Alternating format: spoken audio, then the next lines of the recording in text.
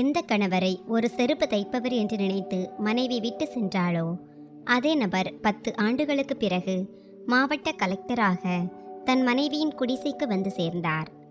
அதன் பிறகு நடந்ததைக் கண்டு ஊரே ஸ்தம்பித்து போனது. நண்பர்களே, இது ஒரு பின்தங்கிய கிராமத்தில் நடந்த உண்மை கதை. அங்கு மண் பாதைகளும் உடைந்த கூரைகளும் மக்களின் கண்களில் வறுமையும் பழகி போயிருந்தது. அந்த கிராமத்தின் கடைசி எல்லையில் ஒரு அரச மரத்தடியில் ஒரு சிறிய செருப்பு தைக்கும் கடை இருந்தது. பெயர் பலகையோ அடையாளமோ இல்லை. தரையில் ஒரு மரப்பலகை, சில பழைய கருவிகள். அங்கே அமர்ந்திருப்பார் அஜய்குமார். அஜய்க்கு அப்போது வயது வெறும் 25 தான். முகத்தில் உழைப்பின் சோர்வு தெரிந்தது. ஆனால் கண்களில் வேறொன்று இருந்தது. அந்த ஊரில் மிக சிலரின் கண்களில் மட்டுமே தென்படும் ஒன்று: பெரிய கனவுகள். அவர் நாள் முழுவதும் மக்களின் கிழிந்த செருப்புகளை தைப்பார்.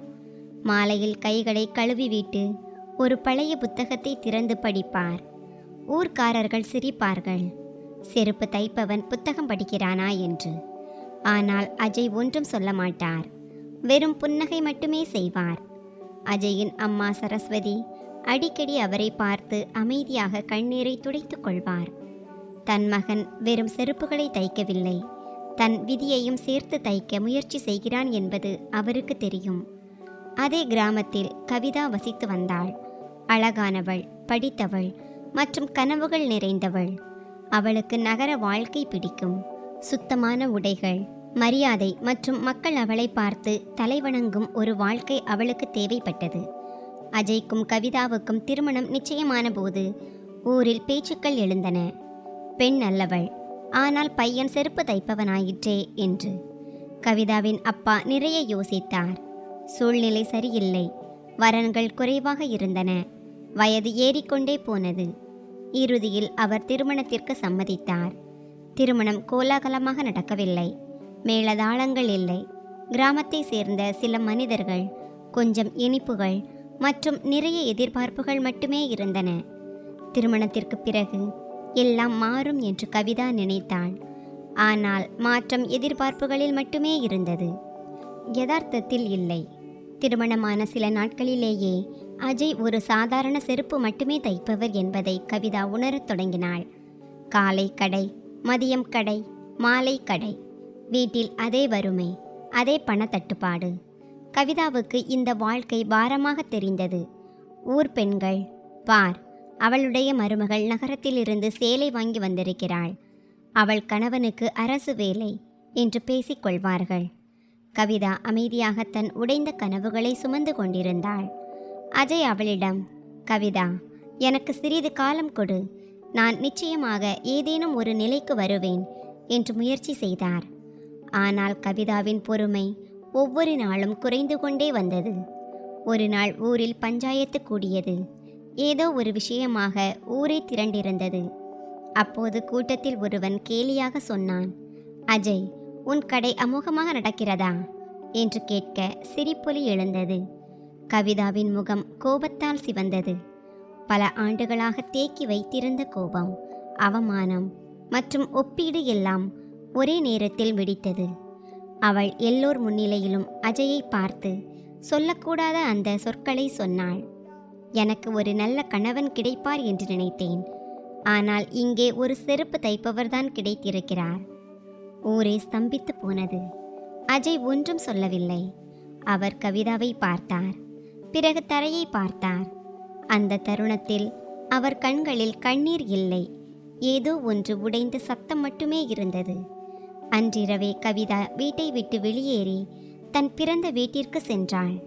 பின்னால் திரும்பி பார்க்காமல் அவள் சென்ற பிறகு அஜய் நீண்ட நேரம் அந்த வெறிச்சொடிய வீட்டில் அமர்ந்திருந்தார். அம்மா ஒரு மூலையில் அமைதியாக இருந்தாள். அவள் மகனின் தோளில் கை வைத்தாள். ஆனால் எதுவும் பேசவில்லை.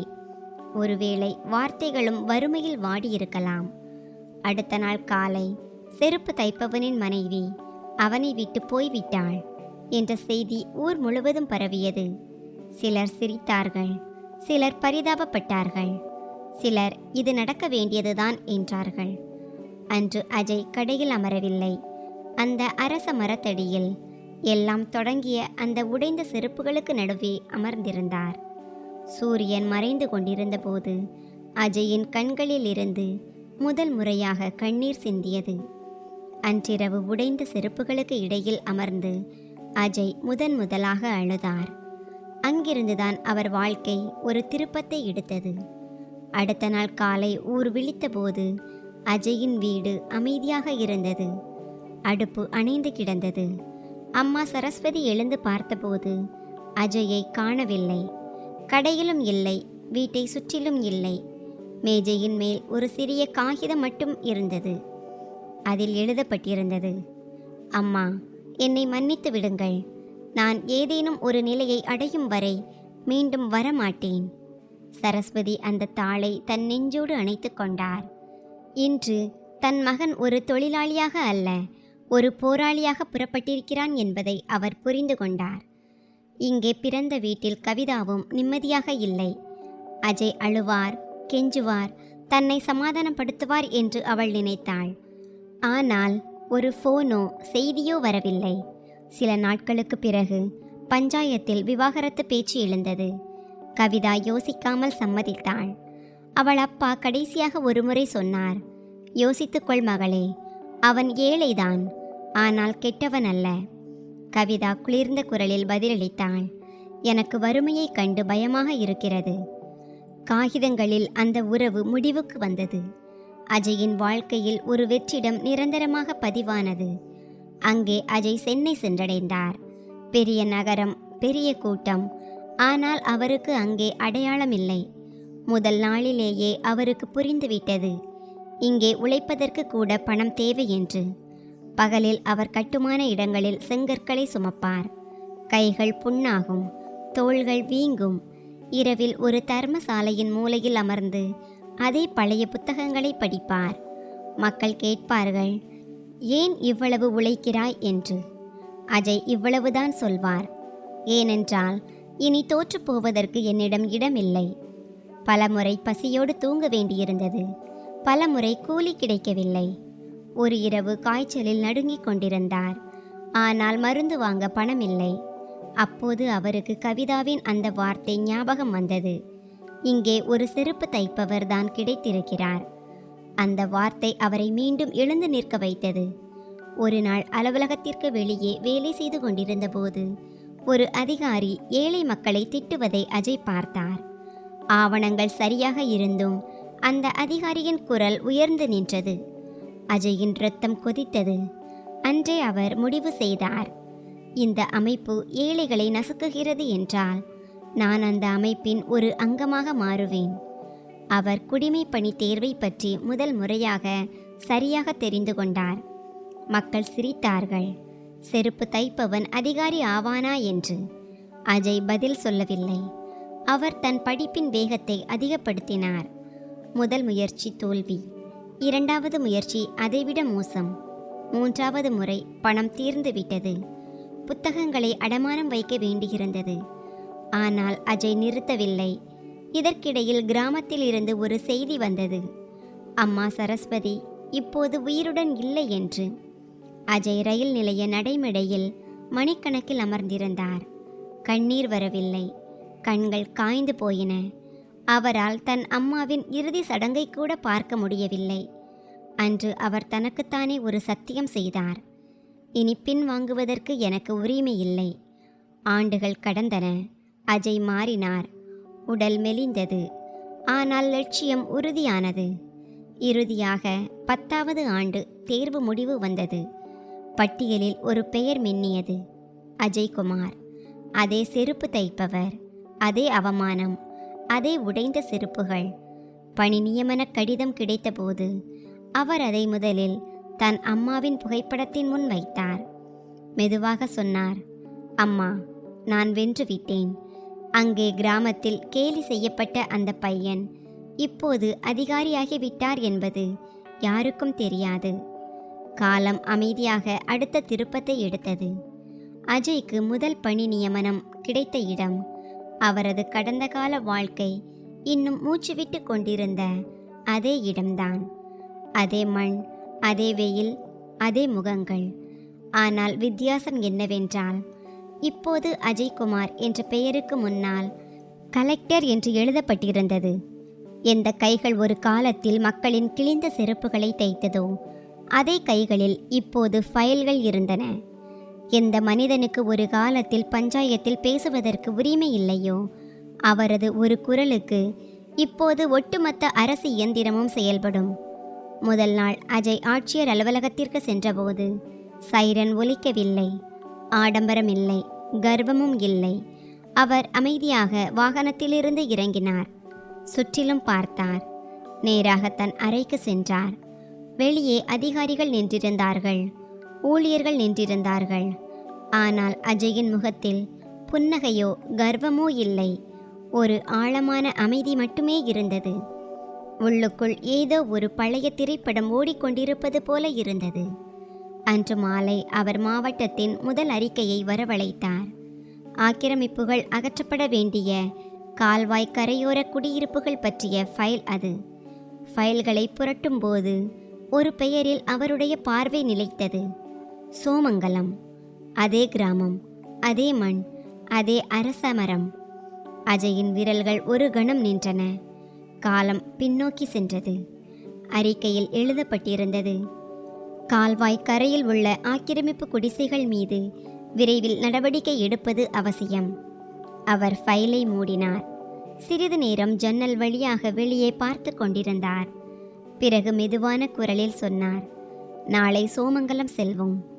அங்கே சோமங்கலத்தில் வாழ்க்கை முற்றிலும் வேறொரு திசையில் சென்றிருந்தது.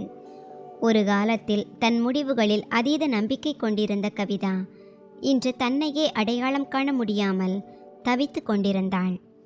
பெரிய கனவுகளுக்காக அவள் அஜயை விட்டு பிரிந்தாளோ அதே கனவுகள் மெல்ல மெல்ல அவள் வாழ்க்கையை உள்ளுக்குள் அரித்துவிட்டன. செல்வமும் அந்தஸ்தும் தனக்கு நிம்மதியை தரும் என்று அவள் நினைத்தாள்.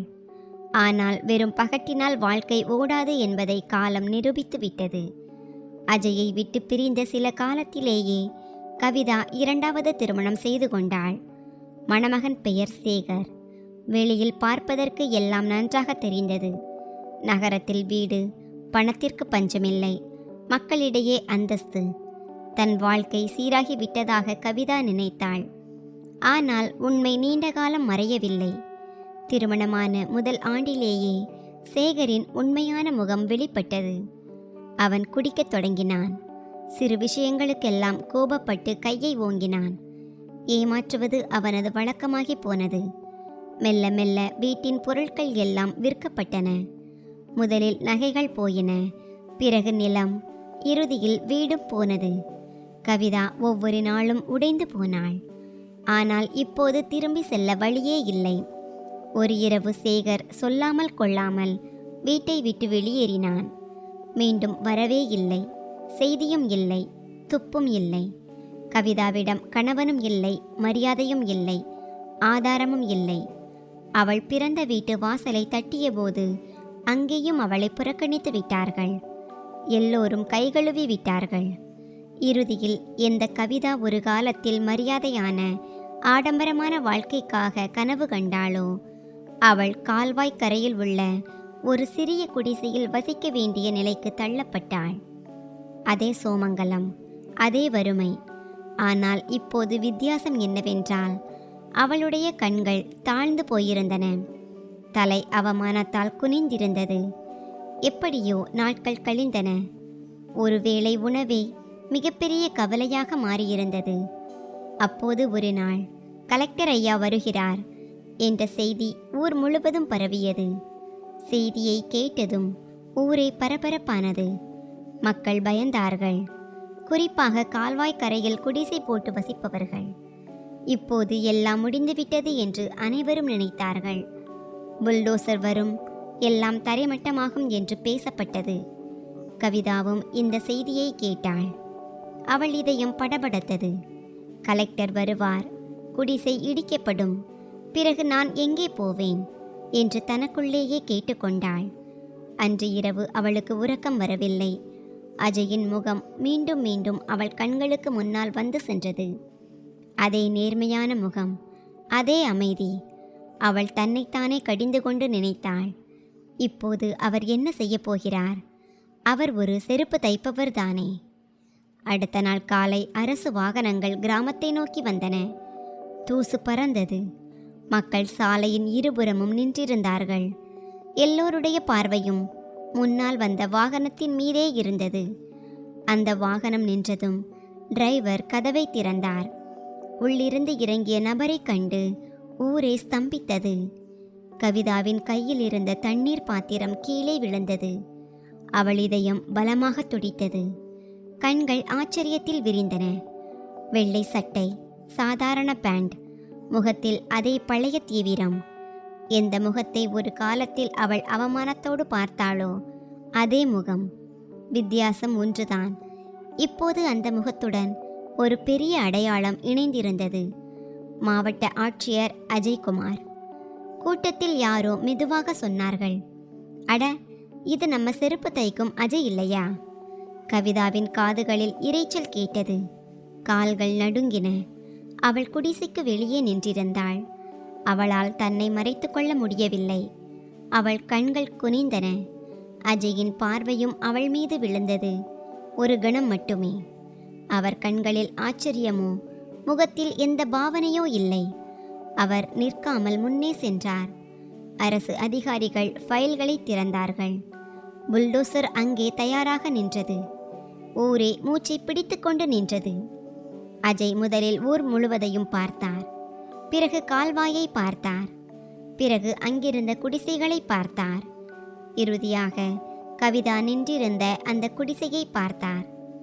அவர் அதிகாரியிடமிருந்து ஃபைலை பெற்று கவனமாக படித்துவிட்டு பேனாவை எடுத்தார். அந்த தருணத்தில் கவிதாவுக்கு ஒன்று தோன்றியது. இப்போது நடக்கப் போவது வெறும் சட்டத்தின் தீர்ப்பு மட்டுமல்ல, அவளுடைய கடந்த காலத்தின் முழு கணக்கு தீர்ப்பு என்று. ஏனென்றால் இப்போது முன்னால் நிற்பது செருப்பு தைப்பவர் அல்ல, மாவட்ட ஆட்சியர். முழு சோமங்கலம் கிராமமும் மூச்சை பிடித்து கொண்டு நின்றது. கால்வாய் கரையில் இருந்த குடிசைகளுக்கு முன்னால் அரசு அதிகாரிகள், ஃபைல்கள், காவலர்கள் மற்றும் சற்று தொலைவில் நின்றிருந்த புல்டோசர் என அனைத்தும் ஒரு தீர்ப்புக்காக காத்திருந்தன. வெயில் கடுமையாக இருந்தது. ஆனால் அதைவிட அதிகமாக மக்களின் இதய துடிப்பு இருந்தது. அனைவருடைய பார்வையும் அஜய்குமார் என்ற ஒரு மனிதனின் மீதே நிலைத்திருந்தது. அஜய் மீண்டும் கிராமத்தை பார்த்தார். அதே பாதைகள், அதே மண், அதே முகங்கள். ஆனால் இப்போது அவர் கண்களில் எந்த புகாரும் இல்லை. ஒருவித அமைதி மட்டுமே இருந்தது. அவர் அதிகாரியிடம் அமைதியான குரலில் நடவடிக்கை எந்த விதிகளின் கீழ் எடுக்கப்பட வேண்டும் என்று கேட்டார். அதிகாரி சட்டப்பிரிவுகளை விளக்கினார். ஃபைல்களை புரட்டி அந்த பகுதியில் உள்ள குடிசைகள் ஆக்கிரமிப்பு என்று அறிவித்தார். காகிதங்களின்படி எல்லாம் சரியாக இருந்தது. தூரத்தில் நின்று இதை பார்த்து கொண்டிருந்த கவிதாவின் தொண்டை வறண்டது. இந்த ஒரு குடிசையும் இடிக்கப்பட்டால் தனக்கு செல்ல இடமே இல்லை என்பது அவளுக்கு தெரியும்.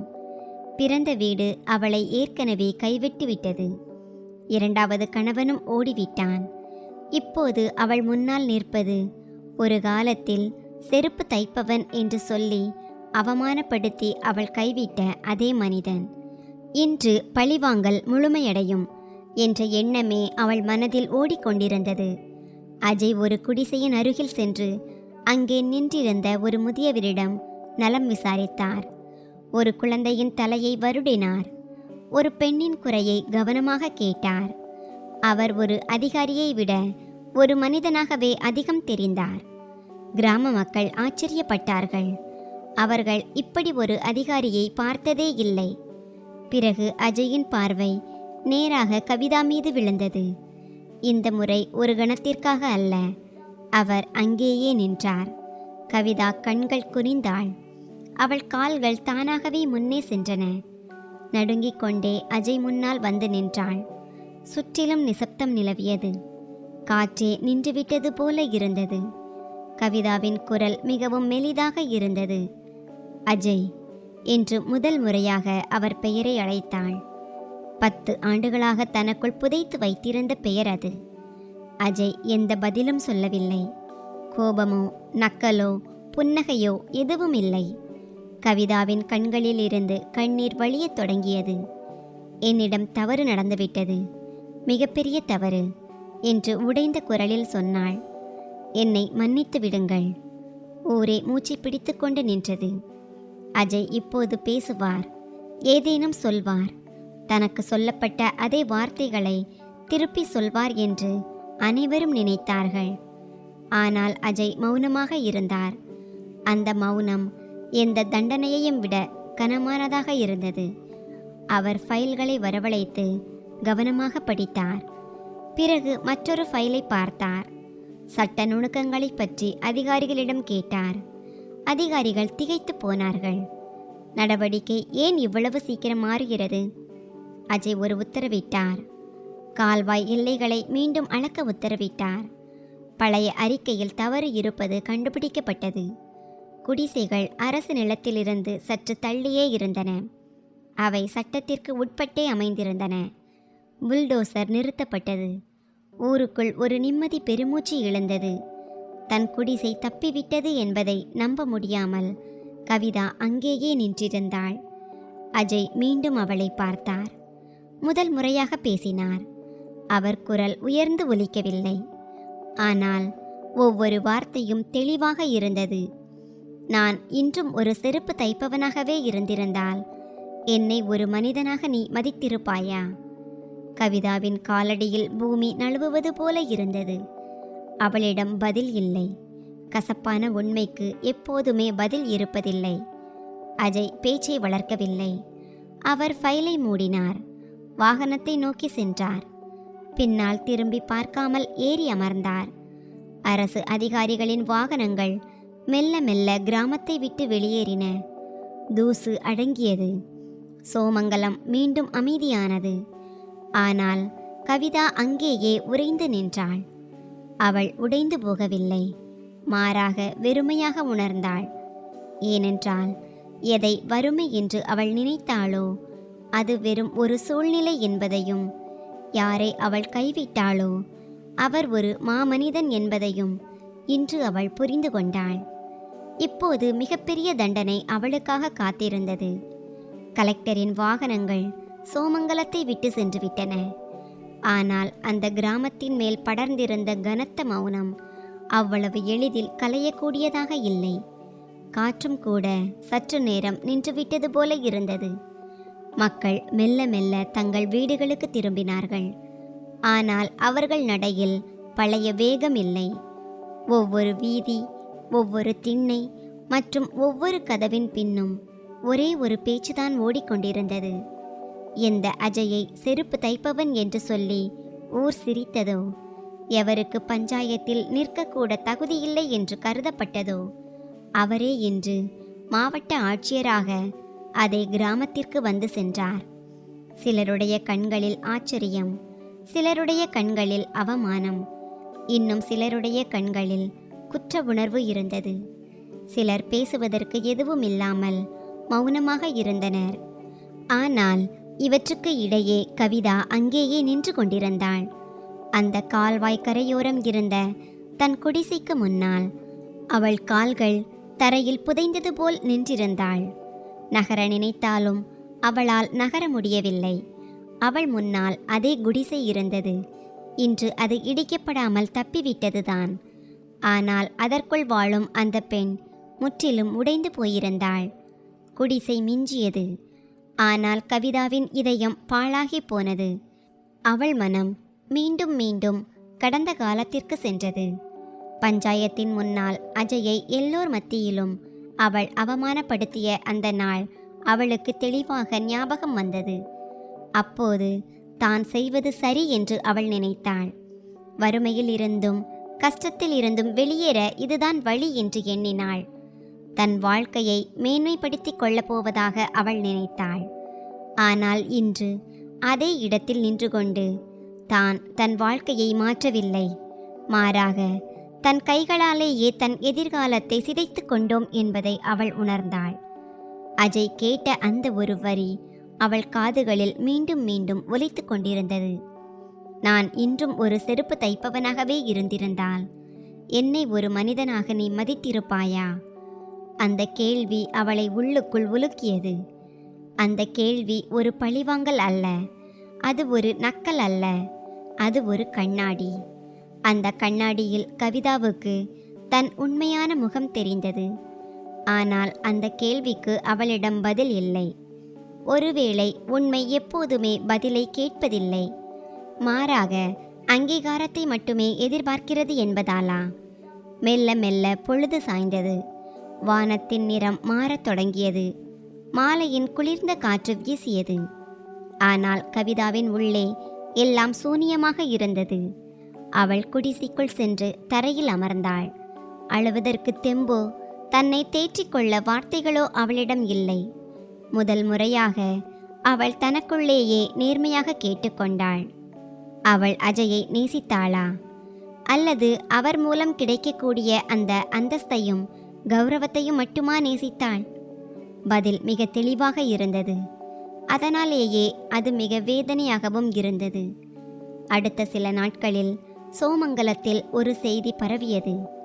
மாவட்ட ஆட்சியர் அஜய்குமார் அந்த கிராமத்திற்கு அருகில் ஒரு அரசு பள்ளியை திறக்க உத்தரவிட்டிருப்பதாக மக்கள் பேசிக்கொண்டனர். அந்த பள்ளி அவரது அம்மா சரஸ்வதியின் பெயரால் கட்டப்படவிருந்தது. வறுமையிலும் தன் மகனை கனவு காண்பதில் இருந்து தடுக்காத அந்த தாய், ஒரு காலத்தில் அரச மரத்தடியில் ஒரு செருப்பு தைப்பவர் அமர்ந்து வேலை செய்த அதே இடத்தில் இப்போது குழந்தைகளின் சிரிப்பொலி கேட்கத் தொடங்கியது. புத்தகங்கள் திறந்தன. ஸ்லேட்டுகளில் எழுத்துக்கள் உருவாயின. சூழ்நிலைகளை நிஜமாகவே மாற்ற முடியும் என்பதை அந்த கிராமம் முதல் முறையாக உணர்ந்தது. அஜய் மீண்டும் கிராமத்திற்கு வரவில்லை. யாரிடமும் கணக்கு தீர்க்கவோ, தன் கதையை சொல்லவோ, தான் இப்போது யார் என்பதை காட்டவோ அவர் வரவில்லை. அவர் முன்னேறி சென்றுவிட்டார், அமைதியாக, ஆரவாரமின்றி.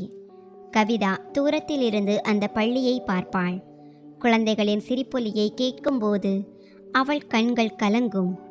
அன்று தான் அஜயின் கையை விட்டிருக்காவிட்டால், சூழ்நிலையை விட மனிதன் பெரியவன் என்று நினைத்திருந்தால், இன்று தன் வாழ்க்கை வேறாக இருந்திருக்குமே என்று அவள் எண்ணுவாள். ஒருவேளை அந்த மாற்றத்தின் ஒரு பகுதியாக அவளும் இருந்திருப்பாள். ஆனால் வாழ்க்கையில் சில கதவுகள் ஒருமுறை மூடப்பட்டால் மீண்டும் திறப்பதில்லை. முன்னால் எவ்வளவு வெளிச்சம் இருந்தாலும் சரி. காலம் ஓடியது, பருவங்கள் மாறின, ஆண்டுகள் கடந்தன. கவிதா அதே குடிசையிலேயே வாழ்ந்தாள். இப்போது அவளிடம் புகார்களும் இல்லை, எதிர்பார்ப்புகளும் இல்லை. அவள் யாரிடமும் எதுவும் கேட்கவில்லை. தன் தண்டனை என்ன என்பதை அவள் அறிந்திருந்தாள். அஜயின் வெற்றியை தூரத்திலிருந்து பார்ப்பது, அவன் உருவாக்கிய வெளிச்சத்தில் தனக்கு இடமில்லை என்பதை உணர்வது, மற்றும் ஒவ்வொரு நாளும் தன் முடிவை நினைத்து தலை குனிவது, இதுவே அவளுக்கான தண்டனை. அஜய் தன் பணியை தொடர்ந்தார். முழு நேர்மையுடன், ஆடம்பரமின்றி, யாரையும் தாழ்த்தி பேசாமல்.